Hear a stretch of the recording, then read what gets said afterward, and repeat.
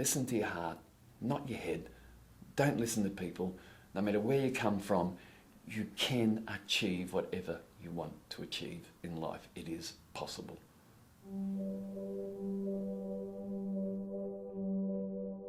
I wanted to be someone. That was important to me right from a very young age. I didn't have the opportunities as I suppose other people had in their life, so it was hard for me. I had to struggle to achieve the things that I achieved. No one in my family has had a university education. I wanted to do that. Not to go out and do anything or get a job, a better job or anything like that, but just to prove to myself that I could achieve it. And then my other achievement was when I wanted to become an actor. I had to read scripts. I couldn't read them. I still perform plays now that there's words in those scripts that directors have had to change for me because no matter how much I try, I can't get my mouth around those words.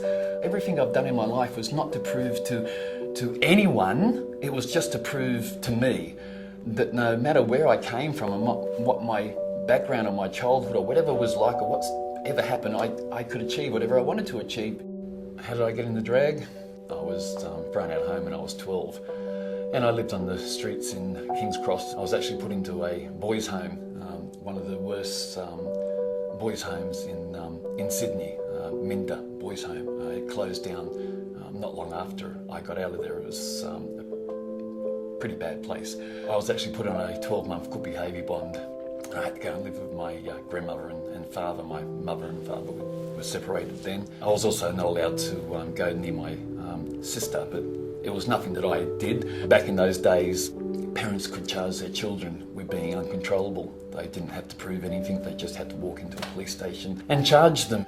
So when I eventually could see my sister, I went everywhere where she went. She used to go to lay girls in King's Cross, and so I tagged along, of course. And we used to go there on a Sunday night, and Carlotta had a talent quest there called Potted Drag Doom. A lot of my friends would gig me there on a Sunday night and say, why don't you get up and do something? And I said, no way am I putting a dress on and getting up there. So didn't do it for a while, but then Ridge Livermore did a show called Betty Blockbuster Follies at Balmain Bijou.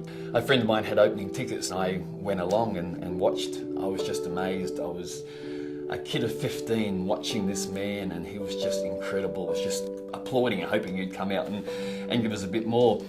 And he did a song in that show which was called Captain Jack. I liked the song, I loved the outfit. After that show I came home and I said to her, I can make that outfit, learn that song, I'll go into Talent Quest and I'll do that as a male, not a female. I wasn't interested in doing drag then. So I made the costume, learnt the song, and I entered the Talent Quest and I won. After I got off stage, there was a woman sitting in the audience called Yogi Bear. She came up to me, she said, "You're very good on stage, did you enjoy that?" And I said, "Look at my face. What does that say? 6.5 minutes of fame." I loved it. I was getting something that I never had. I was appreciated. They enjoyed what I did. She said, "Do you want to keep doing it?" And I said, "I'd love to keep doing it." And she said, "Well, I'll teach you." I worked with Yogi for 3 years. When I turned 18, I got my first hotel. That was a challenge back then. So I got the idea that I would be a comedy drag queen. Then I had tattoos, so it would have been very hard to do proper drag. So I decided, okay, Michael, use your tattoos, use how you look. I'm not gay, I'm straight, but use how you look and do comedy drag and then mix male into it as well. Half my shows became female, half my shows became male, and it took off and has worked well for me for the last 40 years. There was something lacking in my life. I'd never really had love, attention, anything like that from a normal childhood, and being on stage just gave me that appreciation and gave me that love, it gave me that attention. I suppose what I was craving for. I love the applause, I still love the applause.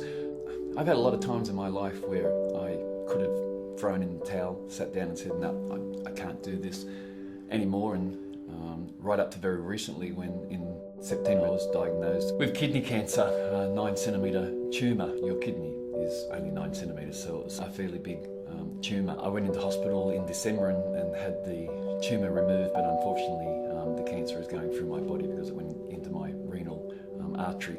So now I'm just living really with a time bomb. I was on an emotional roller coaster where I would be laughing one minute and crying the next. Or in November, my fiance and I broke up.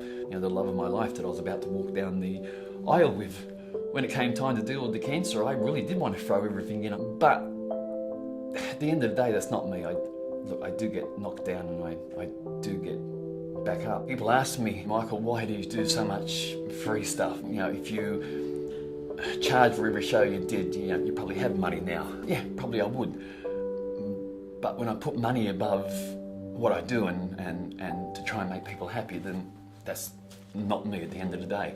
I'm not looking to be a multi-millionaire, I just want to be happy in life. After my marriage broke down, I was with a friend and I had a nervous breakdown. I hadn't done a show for a while and she thought that probably the best thing for me would be to do a show. The last thing I wanted to do was to be in front of people. I wanted to just go away and just be on my own, but I decided to do it. So I went to a respite centre where old people and disabled people went to, and she explained to them what I was going through and said that it might be a good idea if I do a show, so they agreed, and I went there and did the show, and I was doing Elvis, and there was this woman in a wheelchair. She was mentally disabled. She hadn't spoken for 30 years, and she started to push her wheelchair up to the front of the stage. I just reacted how I would normally react. I put the microphone down, I took both her hands, and I started to dance with her while I was doing Elvis. It finished, and I was out the back, and a friend of mine came in, and I asked her who she was, and she explained to me a bit, and then I went outside and I was sitting over at the wall, and I could see her looking at me from the other side of the room in the wheelchair. And then she started to wheel her wheelchair over towards me, and she came near me, and she just looked at me and she put her hand on my arm there, and yeah, she couldn't talk, and I didn't want to talk. I got this feeling that she just somehow knew that I was going through some pain. So anyway, I said to my friend, I've got to get out of here. So we left, and about 2 days later, my friend got a phone call and said, can you come down to the respite centre? We need to see Michael. So I went down to the respite centre, and the owners come over to me and said, you know, it's Lily. I said, you know, oh, what's wrong with Lily?